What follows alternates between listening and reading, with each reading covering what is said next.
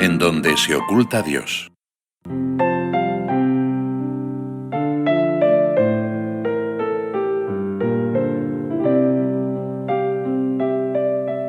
Hay un gran revuelo en el Monte de los Olivos. A empujones han llevado hasta allí a una mujer que había sido sorprendida con un hombre que no era su marido. Es fácil imaginar el dolor de Jesús pensando en el sufrimiento de esa pobre mujer y en la ceguera de esos hombres. Qué poco conocen a su Padre Dios. En realidad, la arrastran hasta allí para tender a Jesús una emboscada. Moisés en la ley nos mandó lapidar a mujeres así. ¿Tú qué dices? En el fondo no les interesa la respuesta. Aquellos hombres, utilizando las leyes de Dios, quieren una justificación a su personal sentencia ya dictada. Por eso no serán capaces de entender el primer gesto lleno de elocuencia que el Señor les ofrece. Jesús se agachó y se puso a escribir con el dedo en la tierra. Después se incorpora y con claridad les dice: «El que de vosotros esté sin pecado, que tire la piedra el primero». Y al final vuelve a inclinarse y a escribir en el polvo que estaba bajo sus pies. Discretas acciones y gestos. En este pasaje vemos que Jesús, aunque se pone de pie para hablar públicamente, cuando desea escribir algo que responda personalmente a la vida de aquella mujer, lo hace inclinado en el suelo. Esa suele ser la forma mediante la cual se comunica con nosotros, agachado, escondido, como ocultando su divinidad en discretas acciones y pequeños gestos. A veces nos cuesta valorar lo que está escrito en la tierra. En numerosas ocasiones no somos capaces de reconocerle ahí. Aquello pasa tan desapercibido que el evangelista no nos ha contado ni siquiera lo que Jesús escribió. El Hijo de Dios aparece en la escena de la misma manera como lo hace también en nuestra vida. Pero no quiere imponer su presencia ni su opinión, ni siquiera quiere especificar de manera indudable una correcta interpretación de la ley de Moisés, tal como se lo pedían. Jesús no cambió la historia constriñendo a alguien o a fuerza de palabras, sino con el don de su vida. No esperó a que fuéramos buenos para amarnos, sino que se dio a nosotros gratuitamente, y la santidad no es sino custodiar esta gratuidad. Quizá muchas veces nos hemos preguntado por qué Dios no se manifiesta más claramente, por qué no habla más alto. A lo mejor incluso hemos querido rebelarnos ante esta forma suya de ser e ingenuamente hemos buscado corregirla. Benedicto XVI nos prevenía ante aquella tentación, haciéndonos ver que se repite constantemente a lo largo de la historia. Cansado de un camino con un Dios invisible, ahora que Moisés, el mediador, ha desaparecido, el pueblo pide una presencia tangible, palpable, del Señor, y encuentra en el becerro de metal fundido, hecho por Aarón, un Dios que se hace accesible, manipulable, a la mano del hombre. Esta es una tentación constante en el camino de la fe, eludir el misterio divino construyendo un Dios comprensible, que corresponda a los propios esquemas, a los propios proyectos. Deseamos no sucumbir a esa tentación. Nos gustaría maravillarnos y adorar al Dios escondido en las situaciones que vivimos cada día, en las personas que nos rodean, en los sacramentos a los que acudimos con frecuencia como la confesión y la Santa Misa. Queremos encontrar a Jesús en esta tierra nuestra donde escribe, con su propia mano, palabras de cariño y esperanza. Por eso le pedimos comprender sus razones para actuar de esa forma. Le rogamos tener la sabiduría para valorar el misterio de ese respeto exquisito de nuestra libertad. En la escena evangélica vemos que Jesús no se enfada ni con la mujer que había pecado, ni con los acusadores que le tendieron una trampa. Se pone en medio de ambos y toma consigo las piedras, los gritos, la condena. Nos puede venir a la mente lo que narra el libro de los Reyes cuando nos dice que Dios no está en el viento fuerte que parte las rocas, ni en el terremoto ni en el fuego. Dios es un susurro de brisa suave. Ahí lo encontró Elías, y ahí queremos descubrirlo nosotros.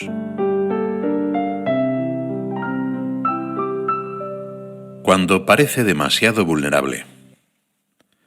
Puede suceder que esta forma de ser de Dios nos inquiete. Podemos pensar que ese silencio hace muy fácil que sus derechos sean pisoteados. nos puede venir la idea de que ese mecanismo resulta demasiado arriesgado, que lo hace demasiado vulnerable. Efectivamente, Dios nos ha dado un grado tan alto de libertad que podemos realmente escoger nuestros caminos, tan distintos unos de otros, usando la voluntad auxiliada por su gracia. Pero si podemos alguna vez ofender a Dios, no es porque Él sea demasiado susceptible. Al contrario, es muy confiado, muy libre en las relaciones que establece con nosotros. Puede parecer fácil pasar por encima del amor que en realidad merece, pero eso sucede porque ha querido poner su corazón en el suelo para que nosotros pisemos blando. El Señor no sufre ni se siente ofendido por lo que eso supone para sí, sino por el daño que nos hace a nosotros mismos. A las mujeres que lloraban camino al Calvario, Jesús les advierte: no lloréis por mí, llorad más bien por vosotras mismas y por vuestros hijos. Sin embargo, lo más sorprendente es que el Señor no se queja, no se enfada, no se cansa. Incluso si alguna vez le hemos dejado poco espacio en nuestro corazón, no se aleja dando un portazo. Dios siempre se queda cerca, sin hacer ruido, como oculto en los sacramentos, con la esperanza de que volvamos a permitirle hospedarse plenamente en nuestra alma cuanto antes. Es verdad que como Jesús nos ofrece una y otra vez su amor, pueden ser muchas las veces en que le fallamos, pero a Él no le preocupa lo inmensa que sea la llaga de su corazón, si eso la convierte en la puerta para que entremos y descansemos en su amor. Dios no es ingenuo, y por eso nos ha dicho que lo hace de mil amores. Mi yugo es suave y mi carga ligera. A los hombres, sin embargo, tanta bondad nos puede sobrepasar, y podemos incluso inconscientemente reaccionar con cierto descreimiento. Podemos no llegar a comprender la verdadera magnitud de ese regalo. En palabras de San José María, puede suceder que los hombres rompen el yugo suave, arrojan de sí su carga, maravillosa carga de santidad y de justicia, de gracia, de amor y de paz. Rabian ante el amor, se ríen de la bondad inerme de un Dios que renuncia al uso de sus legiones de ángeles para defenderse. La cercanía de la confesión. Volviendo a la escena del Monte de los Olivos, en donde habían tendido una trampa a Jesús, podemos ver que aunque aquella mujer no se había respetado a sí misma, sus acusadores no han sido capaces de reconocer en ella a una hija de Dios. Pero Cristo la mira de otra forma. ¿Qué diferencia entre la mirada de Jesús y la nuestra? A mí, a ti, a cada uno de nosotros, Él nos dice hoy: te amo y siempre te amaré. Eres precioso a mis ojos. Santa Teresa de Jesús, de alguna manera, experimentó esa mirada divina con frecuencia. Considero yo muchas veces, Cristo mío, cuán sabrosos y cuán deleitosos se muestran vuestros ojos a quien os ama, y vos, bien mío, queréis mirar con amor. Paréceme que una sola vez de este mirar tan suave a las almas que tenéis por vuestras, basta por premio de muchos años de servicio. La mirada de Cristo no es candorosa sino profunda, y por eso mismo comprensiva, llena de fruto. Oye cómo fuiste amado cuando no eras amable. Oye cómo fuiste amado cuando eras torpe y feo, antes en fin de que hubiera en ti cosa digna de amor. Fuiste amado primero para que te hicieras digno de ser amado. En el sacramento de la confesión, comprobamos que a Jesús le basta el arrepentimiento para creer firmemente que le amamos. Le bastó el de Pedro y le basta el nuestro. Señor, tú lo sabes todo. Tú sabes que te quiero. Al acercarnos al confesionario, en aquellas palabras y gestos que dan forma al sacramento, estamos diciendo a Jesús: te he ofendido de nuevo, he vuelto a buscar la felicidad fuera de ti. He despreciado tu cariño, pero Señor, sabes que te quiero. Entonces escuchamos nítidamente como lo hizo aquella mujer: tampoco yo te condeno. Y nos llenamos de paz. Si a veces podemos pensar que Dios ha tomado pocas precauciones para no ser ofendido por nosotros, todavía más fácil nos lo ha puesto para ser perdonados por Él. Un padre de la Iglesia pone estas palabras en los labios de Jesús: esta cruz no es mi aguijón, sino el aguijón de la muerte. Estos clavos no me infligen dolor, lo que hacen es acrecentar en mí el amor por vosotros. Estas llagas no provocan mis gemidos, lo que hacen es introduciros más en mis entrañas.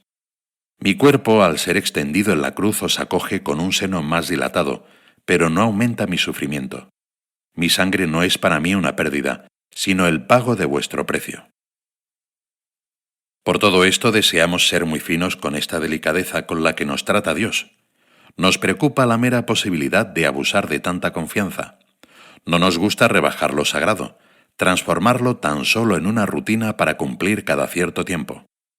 El sacramento de la confesión ha sido ganado con la sangre de Jesús y no queremos dejar de agradecerla también con los hechos. Queremos escuchar siempre ese perdón divino, por lo que se nos hace fácil remover cualquier obstáculo para sabernos otra vez mirados y empujados hacia el futuro por Dios. La misa de Jesús es nuestra misa. Santo Tomás de Aquino explica el valor que tiene la salvación obrada por Jesús en el Calvario. Cristo, al padecer por caridad y por obediencia, presentó a Dios una ofrenda mayor que la exigida como recompensa por todas las ofensas del género humano. Y esa misma ofrenda sanadora la podemos ofrecer como si fuera nuestra propia ofrenda. Cristo nos la regala cada día en la celebración de la Eucaristía. Por eso a San José María le gustaba decir que es nuestra misa, de cada uno de nosotros y de Jesús. Qué fácil es si queremos ser corredentores. Qué fácil es cambiar el curso de la historia junto a Él. San Agustín, al contemplar la escena del Evangelio que hemos meditado, notaba que sólo dos se quedan allí, la miserable y la misericordia. Cuando se marcharon todos y quedó sola la mujer, levantó los ojos y los fijó en ella. Ya hemos oído la voz de la justicia. Oigamos ahora también la voz de la mansedumbre. Qué suavidad la de Jesús para invitarla a la santidad. Ya no va a estar sola en su lucha. Sabrá siempre que la mirada de Jesús la acompaña. Una vez que hemos gustado esa suavidad, no queremos vivir de otra forma. Te he paladeado y me muero de hambre y de sed. Qué natural es entonces tratar con esa suavidad y respeto a Jesús presente en la Eucaristía. No supone distancia ni es mera educación o cortesía protocolaria. Es cariño verdadero, hecho de libertad y de admiración. Hasta en la manera de acercarnos a comulgar, en el silencio ante el sagrario o en las genuflexiones pausadas descubrimos una oportunidad de corresponder a tanto amor derramado por cada uno. No son más que muestras de la pureza interior que deseamos y que tantas veces habremos pedido a la Virgen rezando la comunión espiritual. En la Santa Misa comprobamos de manera especial que cuando Él pide algo, en realidad está ofreciendo un don. No somos nosotros quienes le hacemos un favor, es Dios quien ilumina nuestra vida llenándola de sentido. Cuántas gracias nos gustaría darle a Dios por hacer tan asequible la santidad. Así es fácil vernos como aquella mujer lanzados hacia la esperanza por Jesús. Vete y a partir de ahora no peques más. Esa es la mejor noticia posible. Jesús la ha convencido de que el pecado no es inevitable, no es su destino, no es la última palabra. Hay una luz fuera del túnel que en nuestro caso llega vigorosamente a través de los sacramentos. Ya nadie la condena. ¿Por qué habría de condenarse ella a sí misma? Ahora sabe que fortalecida por Jesús puede volver a hacer feliz a su marido, ser ella misma muy feliz.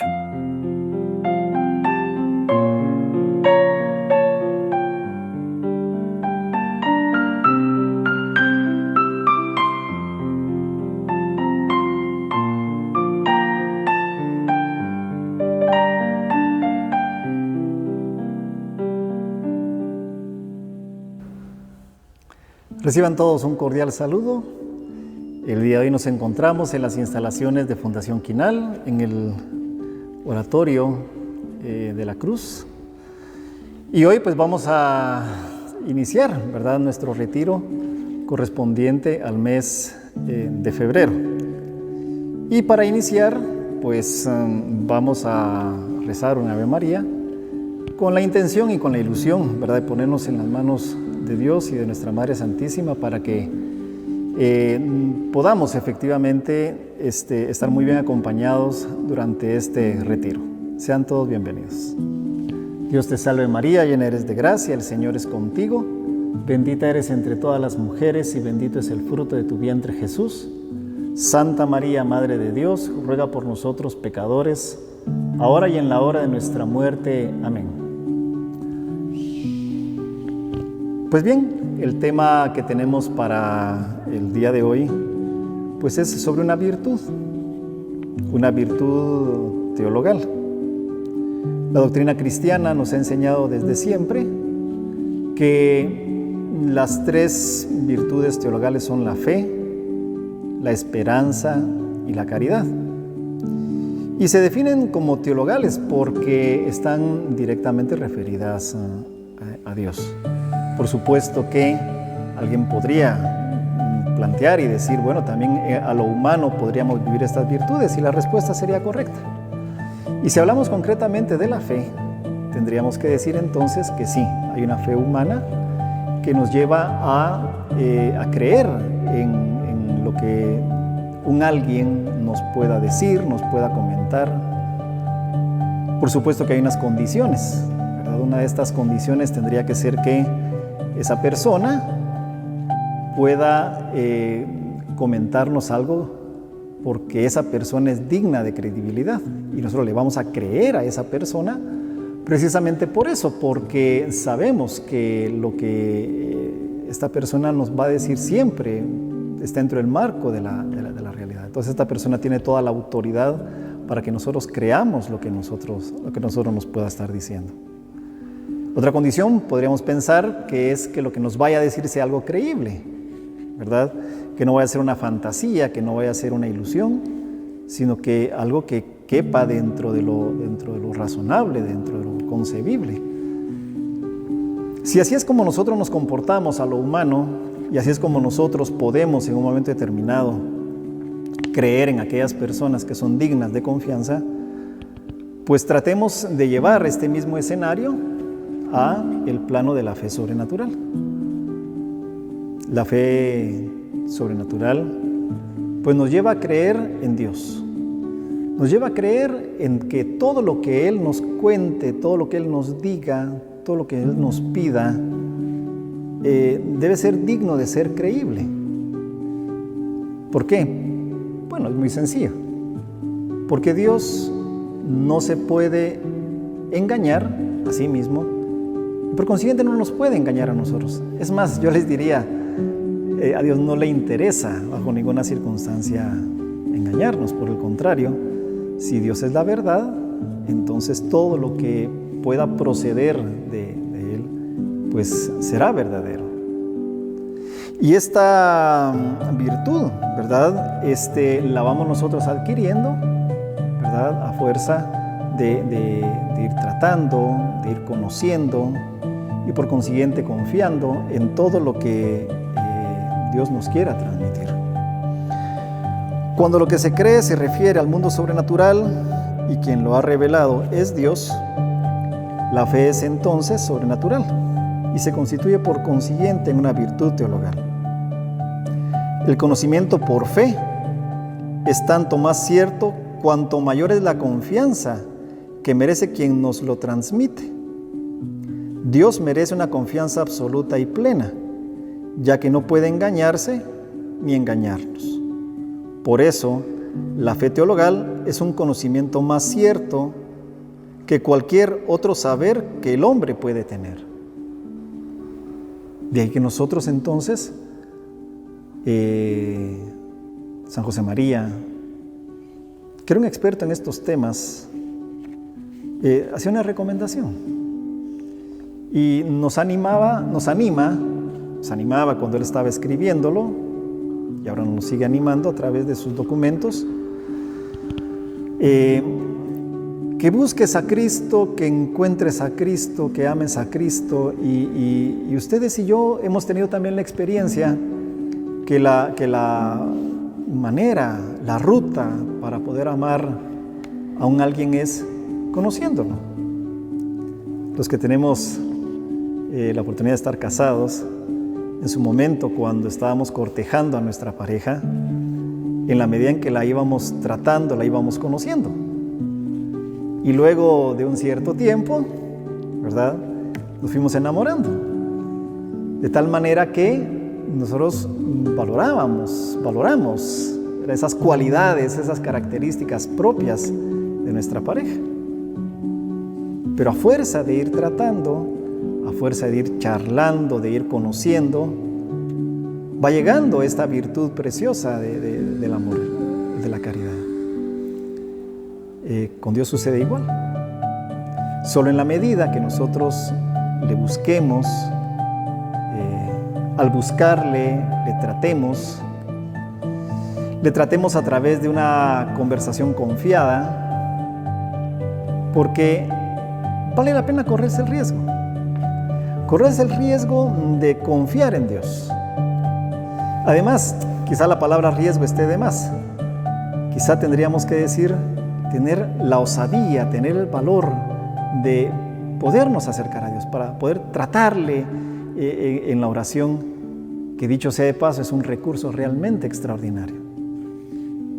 También San José María nos recomienda que en la oración, cuando vayamos a charlar con Dios, le hablemos de las cosas más normales y más comunes de nuestra vida cotidiana. Le hablaremos sobre nuestra vida en familia, le hablaremos sobre nuestro trabajo,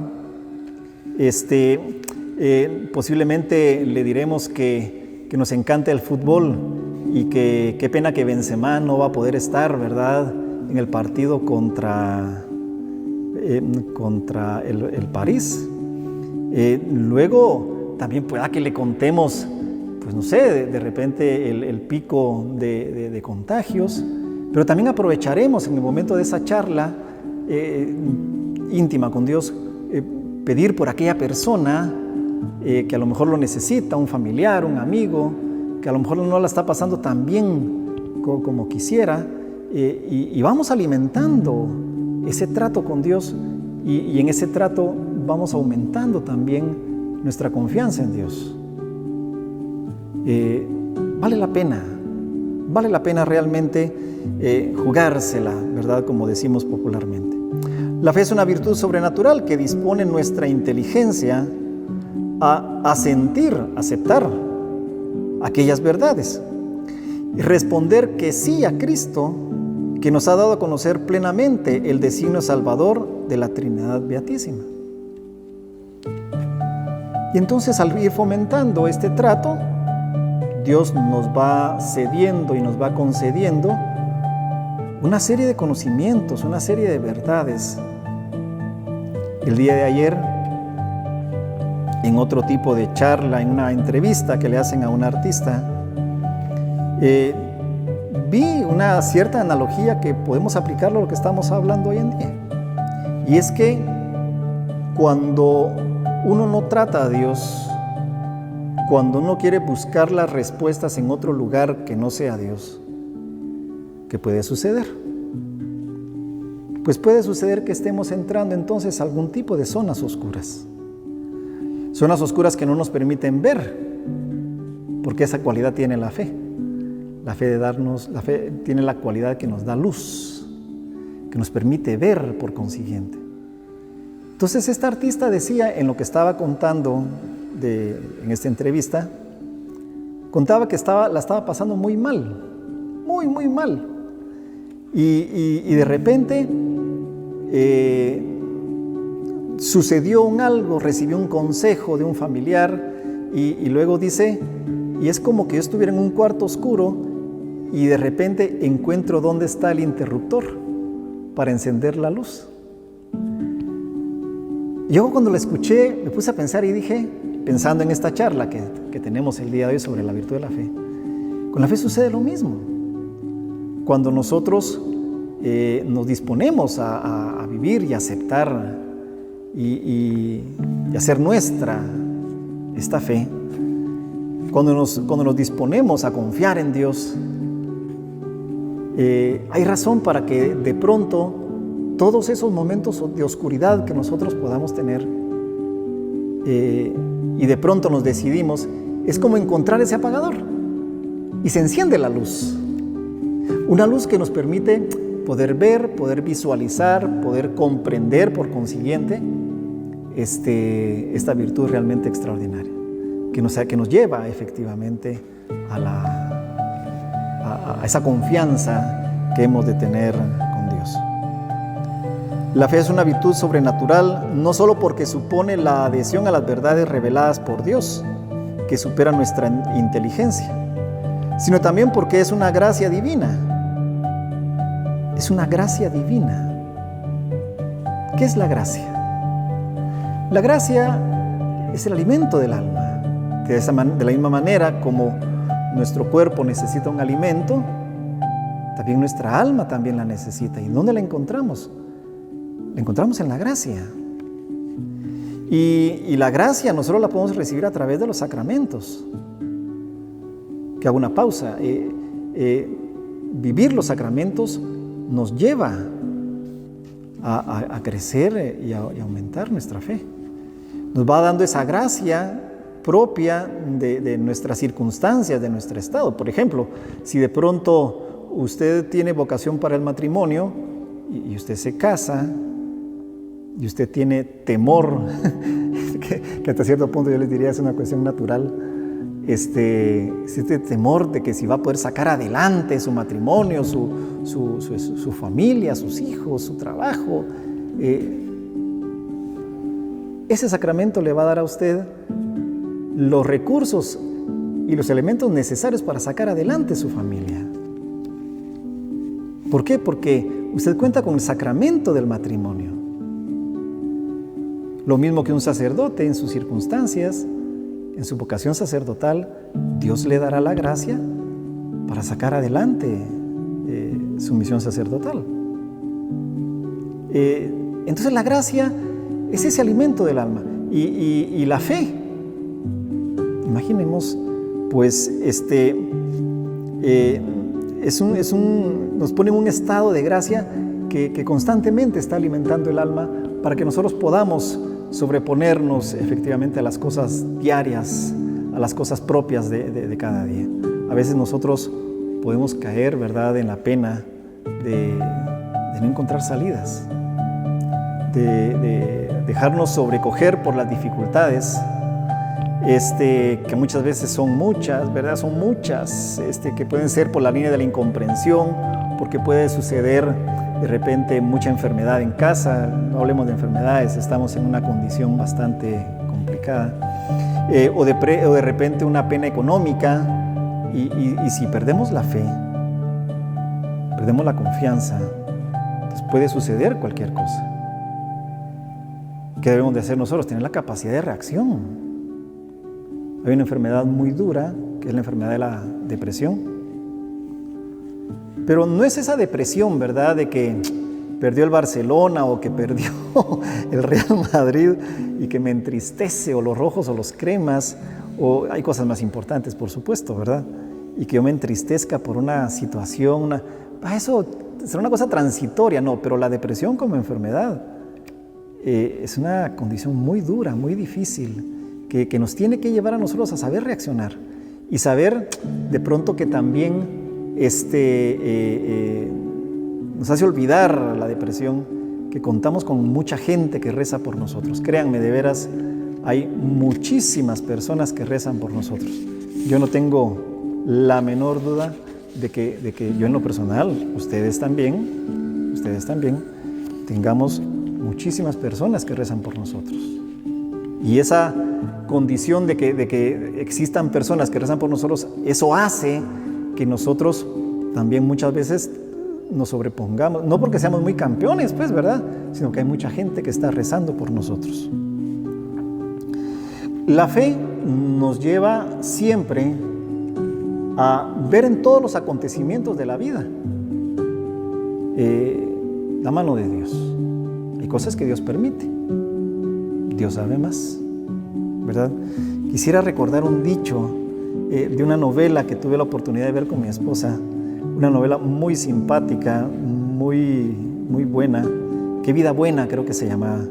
Y el traidito de la película, como hemos dicho, ¿verdad?, o como decíamos con anterioridad, pues el protagonista era un muchacho muy sencillo y hacía referencia a eso. Decía de que cuando de pronto a las personas les suceden cosas malas es porque después vendrán cosas muy buenas.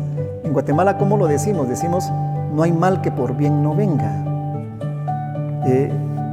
Y a veces nuestra fe tiene que estar muy fortalecida para que nosotros tengamos esa capacidad de ver con visión sobrenatural que en todas las cosas que nos puedan suceder, Dios no es indiferente. Esa es una cosa interesante. Dios no es indiferente a las cosas que nosotros vivimos cotidianamente. Dios es un caballero, ¿oyen? Dios es un caballero porque Él respeta su libertad y respeta mi libertad. ¿Y qué es la libertad? Pues esa capacidad de decidir. Y si yo decido ausentarme de Dios, Dios va a respetar eso. Pero si de pronto yo decido que en todas las cosas de mi día a día, de mi vida, puede estar la bendición de Dios, la mano de Dios, entonces créanme que le va a dar una dimensión totalmente diferente a los distintos acontecimientos que la vida nos pueda dar. Hace poco escuché una frase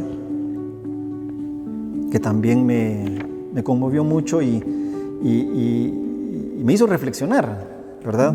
Porque ustedes y yo muchas veces nos hemos preguntado y hemos dicho aspectos como, por ejemplo, ¿por qué me está pasando esto? ¿Por qué Dios permite que a mí me esté sucediendo esto? No se pregunte por qué. Mejor pregunte ¿para qué? Porque siempre se pueden sacar cosas buenas. De todos los acontecimientos de la vida siempre aparecen cosas buenas. Y como decía hace un momento, créanme, de veras, hay muchísima gente que está rezando por nosotros. La fe tiene que ser demostrada con obras, ¿verdad? Y como ya se habrán dado cuenta, pues tengo un gusto especial por los dichos, esos dichos que son esa sabiduría popular, ¿no? Y en Guatemala hemos dicho muchos de ellos, como esta que dice, a Dios clamando, pero con el mazo dando. Entonces, eso que nosotros pregonamos, eso que nosotros decimos, de que Dios es bueno y que Dios me ama, y bueno, a ver cuándo lo materializamos realmente y que se vea reflejado en nuestra acción, en las cosas cotidianas de cada día. La Biblia, estos documentos sagrados, y particularmente, bueno, tanto el Antiguo como el Nuevo Testamento, pero en el Nuevo Testamento encontramos en estos evangelios unos ejemplos realmente preciosos, pues, preciosos. Aquella señora que tiene problemas de flujo de sangre, dice, solo con que toque su manto, sobre todo una parte de él, va a ser suficiente, ¿no? Y cuando lo hace, nuestro Señor lo siente, lo percibe y pregunta a quién le ha tocado. Los apóstoles le dicen, mira, estamos aquí en un tumulto de gente y todo el mundo topa unos con todos y preguntas quién me ha tocado. Y la señora que ha tenido este inconveniente aparece y dice que ha sido ella. ¿Y cuál es la respuesta de nuestro Señor? Tu fe, ¿no?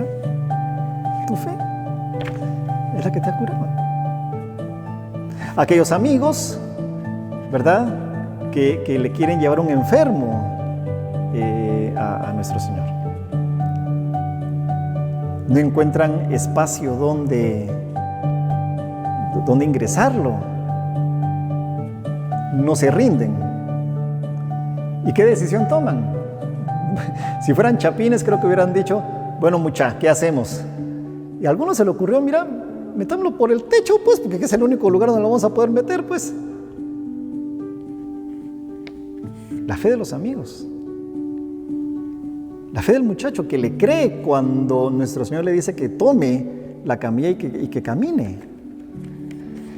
No, hoy en día pareciera ser que es muy inteligente no creer. Y después los resultados son desastrosos. Y es que la fe se tiene que demostrar con obras. Si yo creo, entonces yo tengo que hacer evidente eso en lo que creo. La fe, pues, no se refiere solo a conocer y adherirse con la moción de la gracia divina a unas verdades reveladas por Dios. Abro otro paréntesis. Si a usted le preguntaran ¿en qué cree un cristiano católico? ¿Usted qué respondería? Aquí le paso el chivo. El credo. Sí, esa oración que nosotros rezamos todos los domingos en la Santa Misa. Creo en Dios Padre Todopoderoso. Creo. Pero yo le invito a que de pronto tome este texto y se pregunte usted con mucha naturalidad: ¿realmente creo? Pregúnteselo. Yo me lo he preguntado muchas veces y no le digo las sorpresas que me ha llevado. Y entonces de pronto, en ese diálogo, en esa conversación, en esos momentos de intimidad con Dios, le pueda decir: mira, yo quiero creer en el Espíritu Santo, ayúdame. Yo quiero creer en la Santa Iglesia, que es una santa, católica y apostólica. Entonces, tenemos muchos medios y Dios siempre se hace el encontradizo con nosotros y siempre va a querer que nosotros estemos con Él. Respeta nuestra libertad, pero ojalá que como parte de nuestra libertad nosotros seamos los que decidamos acercarnos a Dios. Que nosotros, haciendo uso de nuestra libertad, tomemos la decisión de confiar en Dios. Que haciendo uso de mi libertad, yo me decida poner por obra aquellas cosas en las que creo. Entonces vamos a ser personas consecuentes. Una persona que es consecuente es aquella que vive lo que cree, lo que dice creer.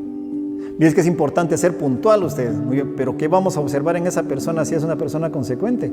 Que estará 5 minutos antes de aquel momento en que se ha comprometido para estar con aquella persona, en aquella reunión, en aquel momento. Porque la puntualidad al final es el respeto que tengo del tiempo de los demás. A mí me llama la atención porque hace poco hablábamos con algunos amigos sobre la famosa hora chapina, ¿verdad? Pero yo a fuerza de ir reflexionando, llegamos a la conclusión de que ya, gracias a Dios, la hora chapina se está quedando como una cuestión anecdótica y para cosas sociales. Porque basta con levantarse a las 5 de la mañana para ver la cantidad de gente que está luchando por llegar a sus puestos de trabajo, a sus compromisos, a sus reuniones, al estudio, etc. La fe tiene que ser demostrada con obras. Y luego, ya para terminar, comentar que efectivamente también esto se tiene que traducir, esta fe que nosotros tenemos, en un apostolado. Hay formas de hacer apostolado. ¿No tiene tiempo? Bueno, le diré lo mismo que en su momento pudimos haberle dicho a aquel alumno que siempre se excusaba cuando no entregaba las tareas. Y viene el catedrático y le dice: uno tiene tiempo para las cosas que le interesan. Pero claro, usted es una persona ocupada, una persona que si uno mira su agenda, objetivamente hablando, es una persona que siempre tiene algo que hacer. Entonces, el apostolado, yo casi le diría que lo último que habría que hacer sería estar insistiéndole a ese amigo en las cosas de la religión, de la fe. Casi que yo le diría que sería lo último, porque hay muchas maneras de hacer apostolado. Desde el momento que usted está rezando por ese amigo, está haciendo apostolado. Cuando usted realiza una tarea, está realizando un trabajo y usted ofrece a Dios ese trabajo por aquella persona, está haciendo apostolado. Cuando usted toma su teléfono celular y está chateando y de pronto se acuerda de alguien, familiar, un amigo, que tiene mucho tiempo de no saber de él y de repente le manda un mensajito diciéndole cómo te encuentras, pregunta clave en la vida cotidiana de las personas y más aún en los que nos hacemos llamar cristianos, una pregunta tan sencilla como ¿cómo estás? Y créanme de veras que ya estamos haciendo apostolado. Y por eso decía hace un momento, hay mucha gente que reza por nosotros. Yo tengo una madre que todos los días reza por mí. Todos los días. Yo en mi condición de padre, de esposo, también rezo por mis hijos y por mi esposa. Entonces, hay maneras de hacer apostolado.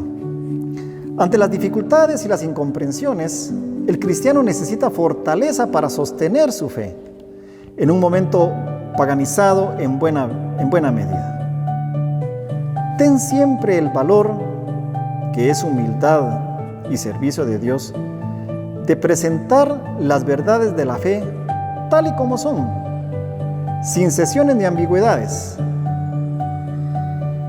Y agréguenle mucho cariño. Mucho cariño.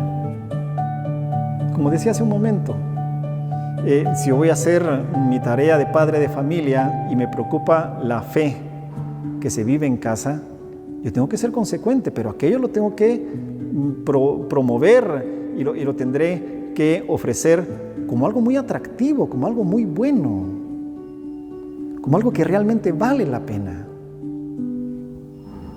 Hemos de cuidar mucho nuestro testimonio de cristianos, ¿verdad? Y que la defensa de la fe, ¿verdad? No sea oscura y que esté acompañada del cariño, como decíamos hace un momento. Nosotros dentro de nuestras oraciones muchas veces decimos, San José, nuestro Padre y Señor, nuestro patriarca en la fe.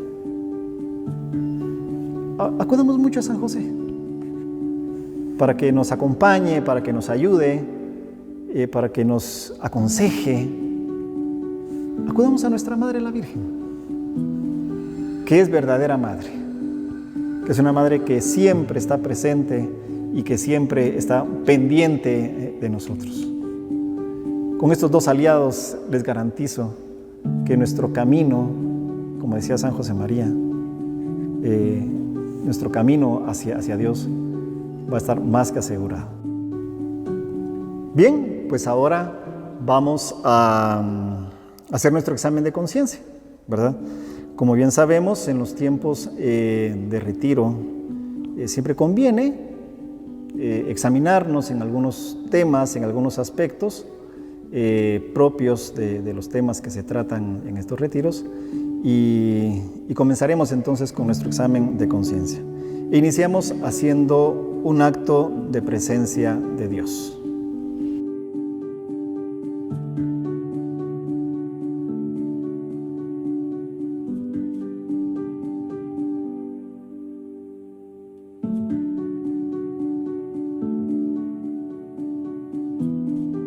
Bien. Examen. Bienaventurados los misericordiosos, porque alcanzarán misericordia. La experiencia de la misericordia infinita que Dios tiene conmigo me mueve a tener con los de mi alrededor un corazón de carne y no uno de piedra.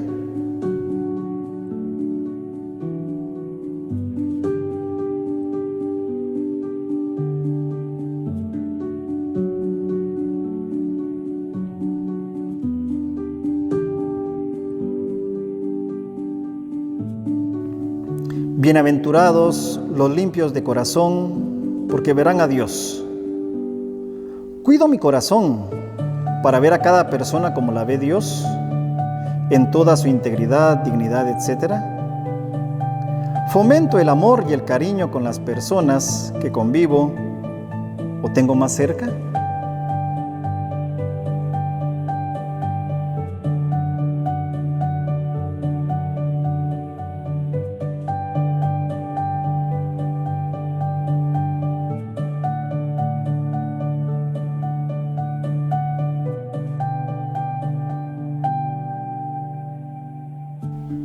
Bienaventurados los pacíficos, porque serán llamados hijos de Dios. ¿Con qué detalle procuro crear a mi alrededor un ambiente sereno, acogedor y alegre, para que en mi hogar todos se encuentren a gusto?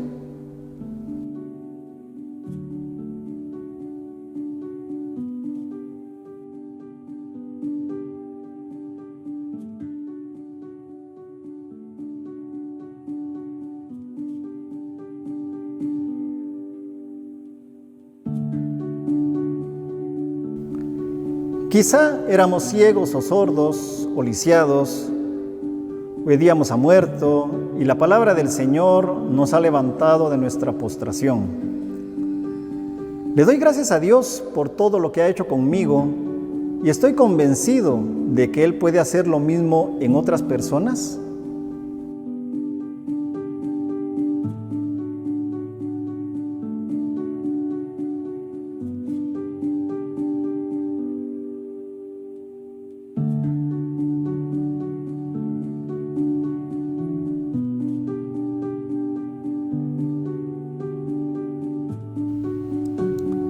Sabemos que a los que aman a Dios, todo les sirve para el bien, a los cuales ha llamado conforme a su designio. Procuro descubrir detrás de todo lo que sucede, también en los acontecimientos imprevistos, la mano providente de mi Padre Dios. Pido al Señor crecer interiormente en caridad, esperanza y fe en las situaciones adversas.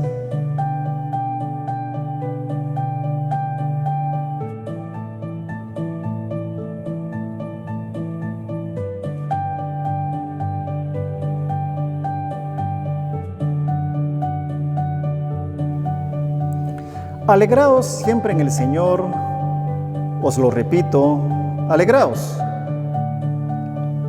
Fomento en mi alma la alegría de ser hijo de Dios y procuro transmitirla a los demás.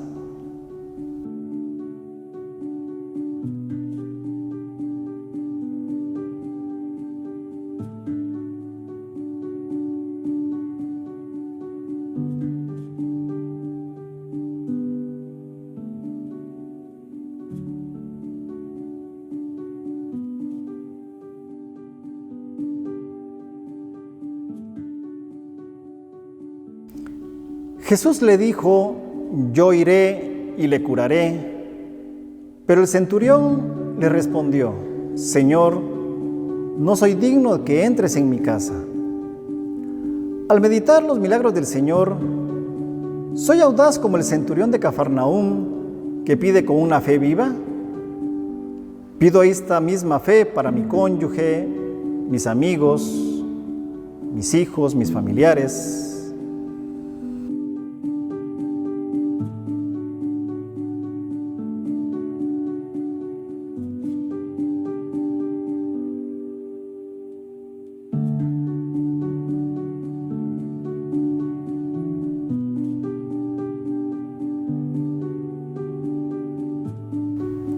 Acto de contrición.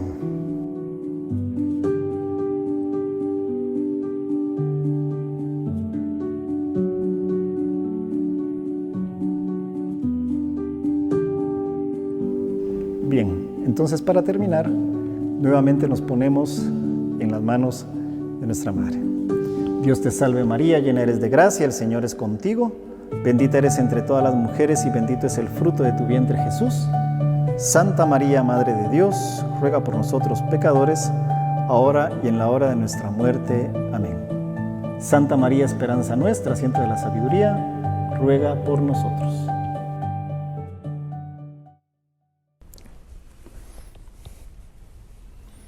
Por la señal de la Santa Cruz de nuestros enemigos, líbranos, Señor Dios nuestro. En nombre del Padre, del Hijo y del Espíritu Santo. Amén. Señor mío y Dios mío, creo firmemente que estás aquí, que me ves, que me oyes. Te adoro con profunda reverencia. Te pido perdón de mis pecados y gracia para hacer con fruto este rato de oración. Madre mía Inmaculada, San José mi Padre y Señor, Ángel de mi guarda, interceded por mí.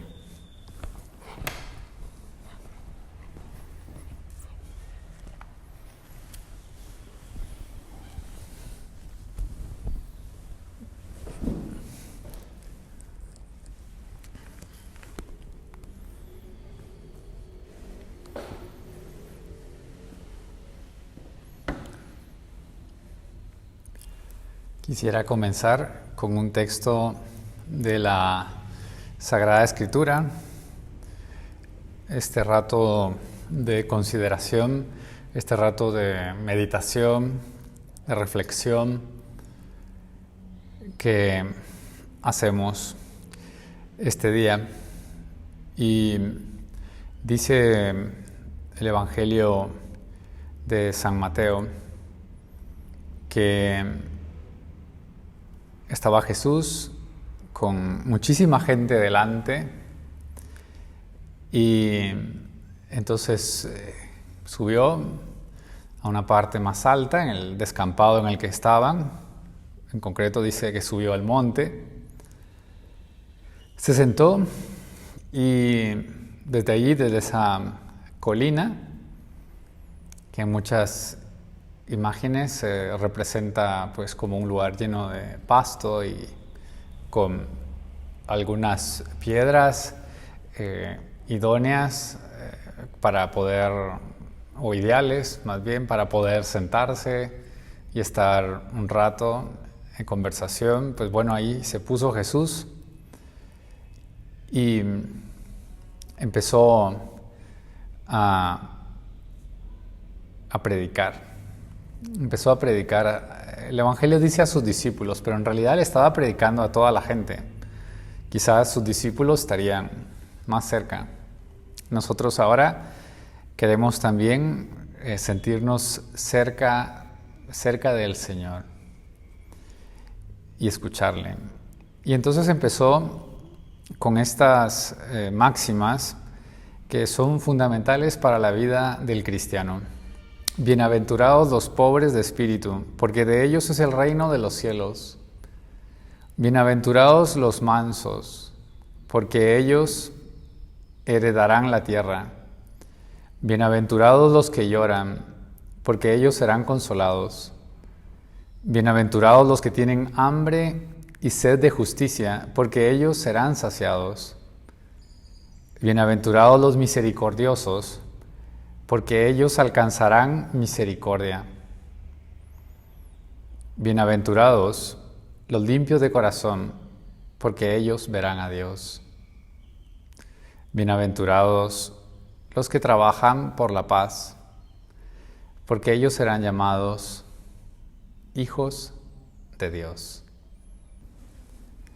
Bienaventurados es la expresión que utiliza nuestro Señor. Y algunas traducciones utilizan esta expresión dichosos.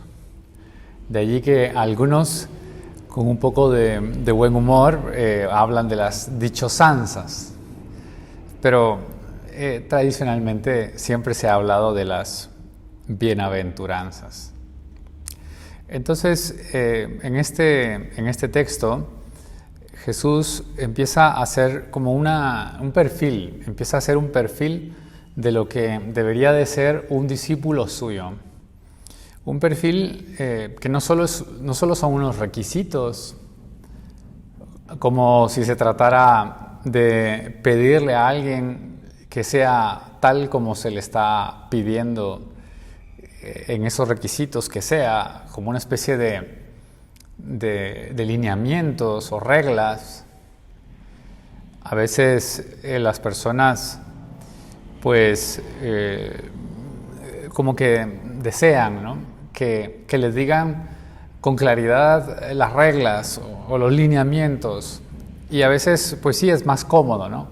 Es más cómodo que nos digan: haz esto, no hagas esto, haz esto otro, no hagas esto otro.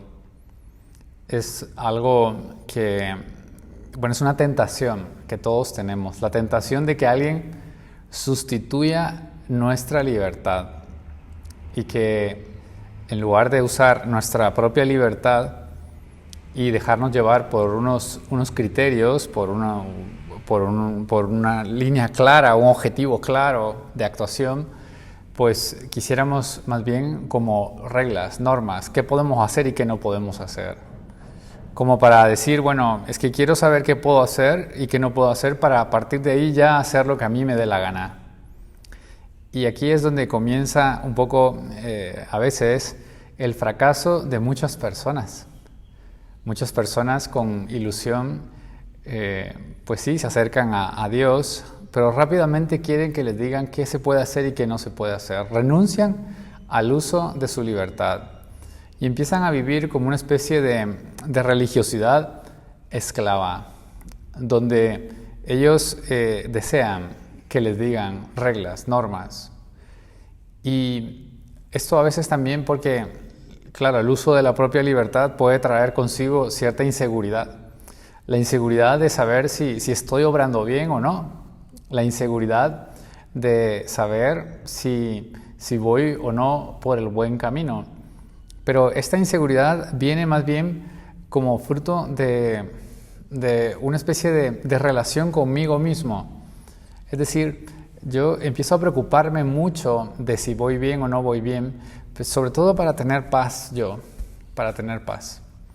Y por eso a veces uno quiere reglas como para poder uno ir a revisar luego las reglas y saber si entonces estoy cumpliendo con esas reglas o no, y de ahí tener paz.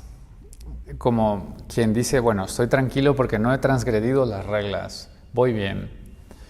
Y resulta que la relación con el Señor no es así. Por ejemplo, dos personas que se aman, dos enamorados, pues puede ser que se pongan de acuerdo en algunas cosas, pero su relación no se basa en reglas. Es decir, que dos enamorados no se dicen el uno al otro, bueno, este es mi código de conducta que te exijo. Y el otro, bueno, pues este es el mío, lleguemos a un acuerdo. Y luego de ese acuerdo, bueno, ahora convivamos. No, se ama, simplemente se quiere el bien del amado.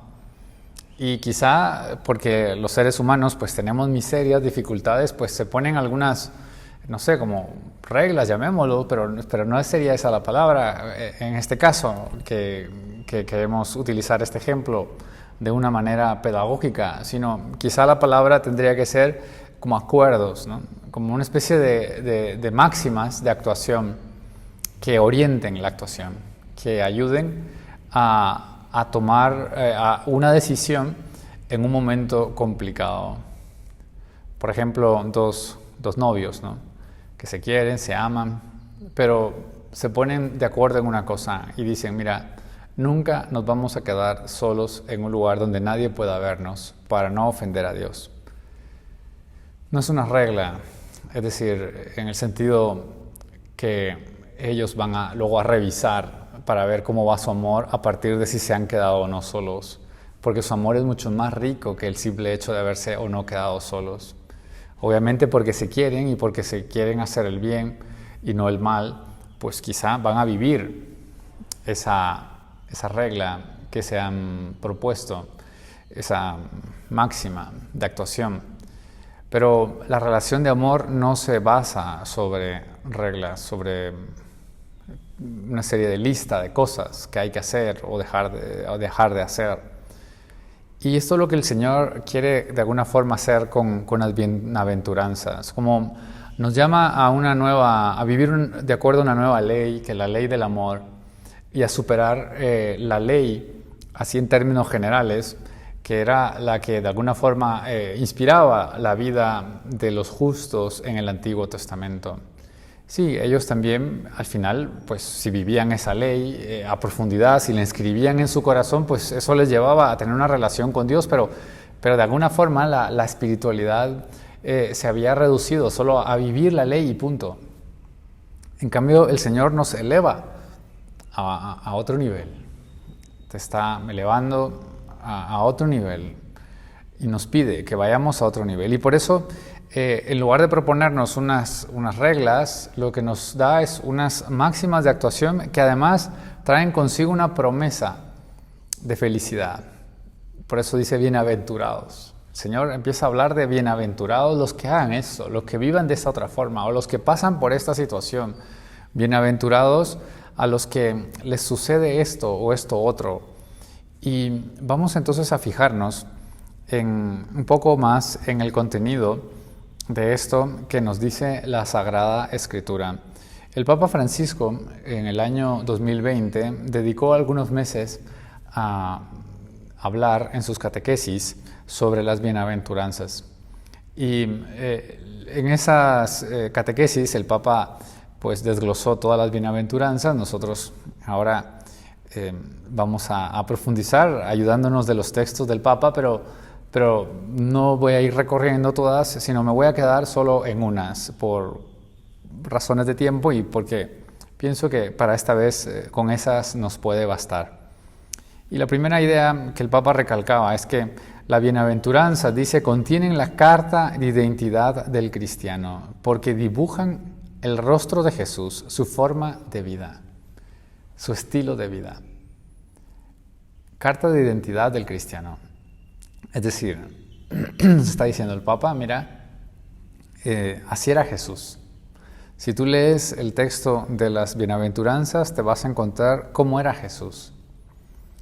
Y esto es bonito porque al final pues lo que nosotros queremos es conocer a Jesús, llegar a un proceso de cercanía tal que le conozcamos y como fruto de ese conocerle, pues le querramos y al quererle, pues le vayamos imitando, de manera que su amor nos llene y podamos llevar ese amor a otras personas, de manera que para otras personas nosotros podamos hacer presente a Cristo. Qué bonito es esto, qué maravilloso pensar que yo puedo hacer presente a Cristo en medio de mis circunstancias, en medio de mi familia, en medio de mi trabajo. Por eso nos tiene que interesar todo lo que tenga que ver con conocer a Cristo. Y Jesús, al hablar de las bienaventuranzas, dice el Papa, no impone nada, pero revela el camino a la felicidad, su camino, repitiendo 8 veces la palabra bienaventurados, bienaventurados. Y el Señor, cuando dice bienaventurados, no está diciendo bienaventurado porque vives esta situación y ya, punto, sino bienaventurado porque al vivir esta situación vas a alcanzar otra nueva, diferente, mucho más profunda, a la que quizá te ha llevado el vivir la primera, el encontrarte en la situación en la que estabas inicialmente. Ya vamos a meter más cabeza en esto, pero quizá nos puede servir pensar, ¿no? Que el Papa dice, ¿no? que Jesús dice, bienaventurados, por ejemplo, los mansos, pero no por el hecho de que sean mansos son bienaventurados. O sea, me refiero a que allí no está de por sí la fuente de la bienaventuranza, de la felicidad, sino está sobre todo en el hecho de que por ser mansos van a heredar la tierra. Quizá puede parecer más o menos lo mismo, pero hay un matiz ahí que marca una diferencia. Es decir, que la felicidad no viene de la situación en sí, sino que es la situación en sí la que me va a llevar a alcanzar esa felicidad. Por ejemplo, cuando dice bienaventurados los que lloran, bienaventurados no en el sentido de qué bien que estás llorando, tú sí que eres feliz porque lloras, no, sino porque lloras vas a ser consolado y por eso eres bienaventurado, por eso eres feliz, porque encuentras consuelo a tu llanto. Bien, pues vamos entonces ahora a pensar, a fijarnos en algunas bienaventuranzas que nos puedan servir en esta ocasión. No serán ninguna de las que acabo de mencionar, sino quería fijarme en primer lugar en esta. Bienaventurados los que tienen hambre y sed de justicia. Bienaventurados los que tienen hambre y sed de justicia. Y bienaventurados porque serán saciados. Es decir, esa hambre, esa necesidad que sienten de justicia va a encontrar un momento en el que hay algo que les alimente, hay algo que les calme la sed. Y si pensamos, el hambre y la sed pues son unas necesidades primarias, ¿no? Se trata de la supervivencia. Si no comemos y no tomamos líquidos, al final nos morimos. Es así de esencial la cosa. Por eso necesitamos comer y beber. Y con esta necesidad de que si no recibo alimento y no recibo bebida, no voy a sobrevivir, con esa necesidad compara el Señor el deseo de justicia que debe de haber en el corazón de los cristianos. Nos invita, por tanto, a que tengamos ganas desde el profundo de nuestro corazón de esa justicia. Por un lado podríamos pensar, ¿verdad?, que en la sociedad en la que vivimos pues encontramos muchas situaciones de injusticia, muchas situaciones que llaman nuestra atención porque vemos gente que lo pasa mal por culpa de las injusticias que padecen. Injusticias de mucho tipo. No nos vamos a detener ahora a enumerar o a intentar hacer una especie como de panorama de cómo está la situación actual de la sociedad en la que vivimos. Pero me parece que a todos nosotros nos es evidente que en torno nuestro hay muchas injusticias. Y sentimos todos la necesidad, el deseo de que esas injusticias paren, de que alguien haga justicia, que alguien solvente esas situaciones. Pero no se nos tiene que olvidar que al final las injusticias no son fruto de una especie de cosa abstracta o sí, una cosa como si fuera una especie de virus o algo que está en el ambiente y que uno la va respirando y efectivamente eso va causando luego las injusticias. No, las verdaderas injusticias en el fondo son fruto del pecado de los hombres. Es decir, que muchas personas llevadas por su egoísmo, por su amor propio, pues llevan su comportamiento a niveles que dañan al prójimo o dañan el medio ambiente y se dañan a ellos mismos también.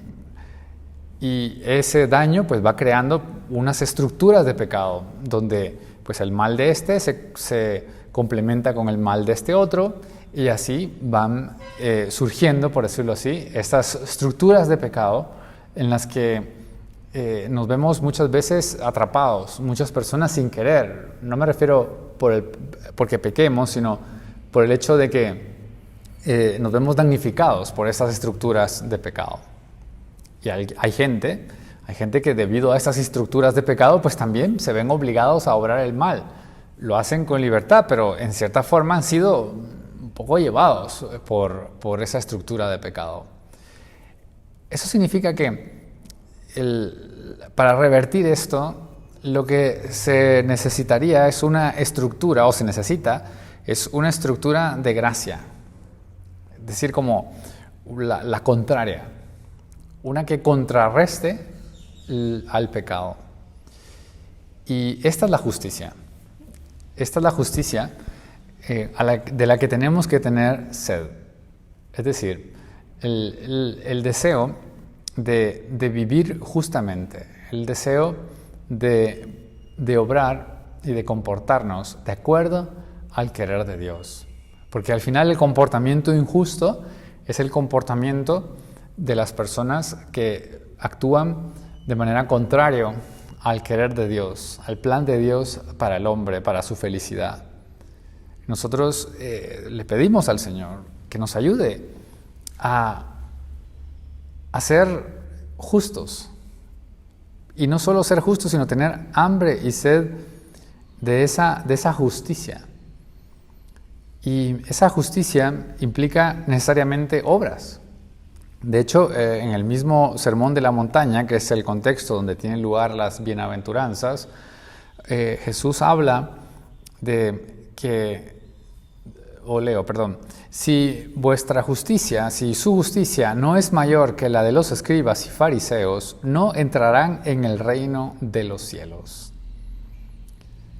Ya sabemos todos qué pasa con los escribas y los fariseos, ¿no? Pues eran personas que decían, y a veces decían bien, pero luego a la hora de actuar no actuaban bien. Iban en contra de lo que enseñaban. Por eso, en algunas ocasiones también el Señor, con palabras fuertes, los llama hipócritas. Es decir, gente que solo dice, pero no hace. Y pensémoslo ahora para nuestro bien, para nuestro provecho. Esto significa que lo que el Señor nos está diciendo es, mira, no te vayas a quedar solo en buenos deseos de obrar el bien. No te vayas a quedar solo en saber qué cosas son buenas y qué cosas no. No, ten hambre y sed de ese bien, de que se lleve a cabo ese bien. Es decir, siente en tu corazón la necesidad de que ese bien se lleve a cabo. O sea, el cristianismo es una religión profundamente práctica. Por eso cuando a veces se escucha gente que dice que la religión es una cosa que cada quien practica en lo privado, en lo íntimo, esas personas se equivocan porque el cristianismo no es así. O sea, el cristianismo de suyo transforma la realidad en que vive, de suyo quiere convertir en algo diferente el entorno que tiene a su alrededor. Quizá nos puede servir compararlo, por ejemplo, con la ecología. Yo puedo, pongo este ejemplo que pienso que es más fácil de captarlo, puedo desear que no mueran las tortuguitas que rompen el cascarón a la orilla del mar y que de verdad todas puedan entrar al mar. Y puede ser que lo desee y lo viva como algo muy personal, que no se lo cuento a nadie, algo para mí. Pero eso no ayuda a las tortuguitas. O sea que al final puede pasar, ¿verdad?, que gente irresponsable viene y se roba los huevos de tortuga y nunca hay tortuguitas que llegan al mar.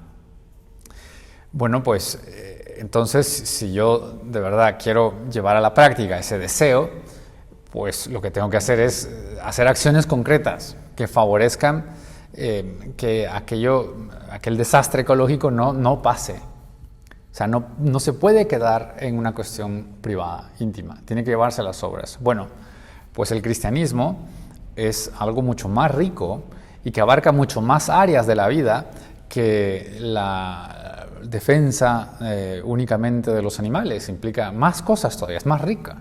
La visión cristiana del mundo es mucho más rica. Por eso, cuando yo tengo o experimento de verdad esa hambre y sed de justicia, necesariamente voy a experimentar esa hambre y sed de llevar a la práctica, de transformar las realidades temporales en medio de las que estoy, en medio de las que vivo. Por ejemplo, tener hambre y sed de justicia significa entonces que yo procure, pues sí, trabajar para darle a los míos lo mejor, pero que no me limite solo a eso, sino que además procure, pues con mi trabajo, que aquello sea un servicio al país donde vivo. Procuro a la hora del ejercicio de mi trabajo, pues contribuir a que la sociedad mejore, ¿no?, haciéndolo de manera honrada, haciéndolo bien hecho, que sea un trabajo que de verdad contribuya a que este sea un mundo mejor. A la vez que recibo una remuneración para sacar a mi familia adelante. Y luego no solo se limitaría, ¿verdad?, la persona que vive así a sacar a su familia adelante, sino que además procurará, pues, dar una buena educación, transmitir unos valores, señalar unas perspectivas de vida que le puedan servir a la persona a las personas, sus hijos, para ser buenos ciudadanos después. Hambre y sed de justicia. Es decir, hambre y sed de que se haga justicia, no, más, de que se viva la justicia, que se viva de acuerdo a la justicia. Y la mayor justicia, decía el Papa, el Evangelio de Jesucristo es la mayor justicia que se puede ofrecer al corazón de la humanidad, que tiene una necesidad vital de ella, aunque no se dé cuenta.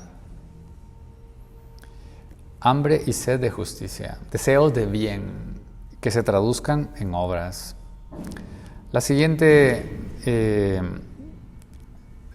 bienaventuranza en la que quería que nos fijáramos tiene que ver con la misericordia. Dice el Señor: bienaventurados los misericordiosos, porque ellos hallarán misericordia.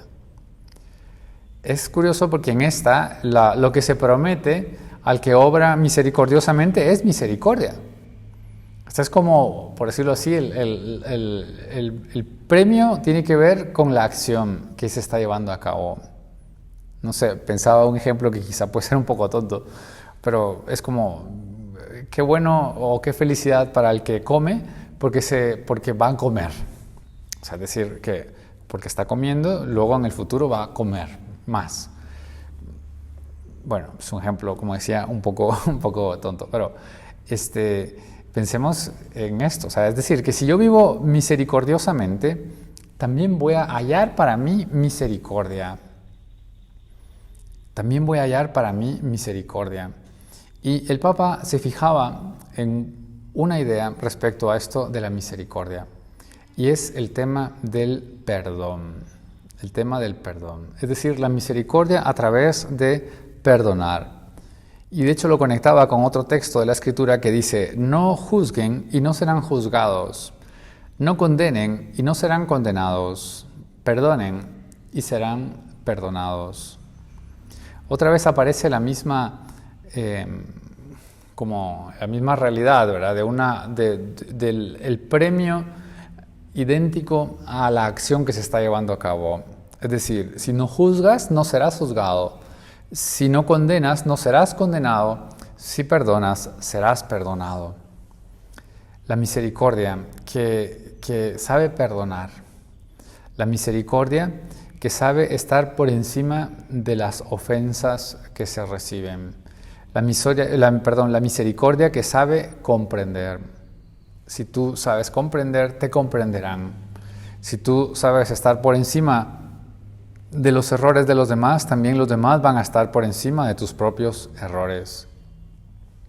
Y el mundo en el que vivimos necesita mucho esto del perdón.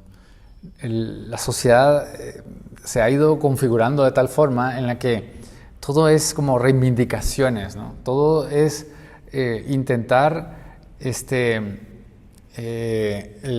luchar porque se vengue una afrenta que se hizo o que se recibió, ¿no? Y no se habla de perdón. Es verdad, no se puede dejar, y quizá en esto se puede volver a la idea inicial de la primera bienaventuranza, no se puede dejar que las injusticias queden sin ser, sin que alguien haga algo, ¿no? Por ejemplo, pues si hay muchos robos, pues uno no puede limitarse a decir, bueno, perdonamos a los ladrones y ahí que queden los ladrones. No, o sea, efectivamente se necesita que se haga justicia. Es decir, que alguien pues atrape a los ladrones y les ponga una pena acorde a lo que han hecho. Ahora bien, una cosa es desear que se haga justicia y otra cosa es vengarse. Y esto hay que tenerlo en cuenta porque el buscar hacer justicia, eso enriquece el corazón de la persona. Eso hace que el ser humano crezca. En cambio, la venganza denigra a la persona. No solo a la persona que padece la venganza, sino al mismo sujeto que busca venganza. Él mismo termina dañado, su corazón se envilece, porque lo que está deseando en el fondo es el mal. Por eso la misericordia tiene más amplia, ¿no? No nos vamos a detener ahora a hablar de las obras de misericordia, pero la misericordia lleva consigo esto del perdón, y quizás es algo que nuestra sociedad necesita y que nosotros podemos incorporar a nuestras vidas, y es perdonar más, hacer un esfuerzo por guardar menos rencores y perdonar más. Podríamos seguir hablando porque esto es muy rico, pero se nos ha terminado el tiempo. Así es que pidámosle a la Virgen María. Ella es madre y ella, como tiene un corazón que se identifica con el corazón de su Hijo, pues por supuesto que tiene hambre y sed de justicia. Que nos dé también a nosotros esa hambre y sed de justicia. Que María también nos ayude a ser misericordiosos como el Señor es misericordioso, como ella es misericordiosa.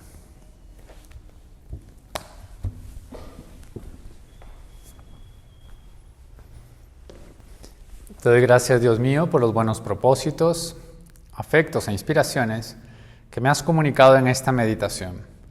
Te pido ayuda para ponerlos por obra. Madre mía Inmaculada, San José, mi Padre y Señor, Ángel de mi guarda, interceded por mí.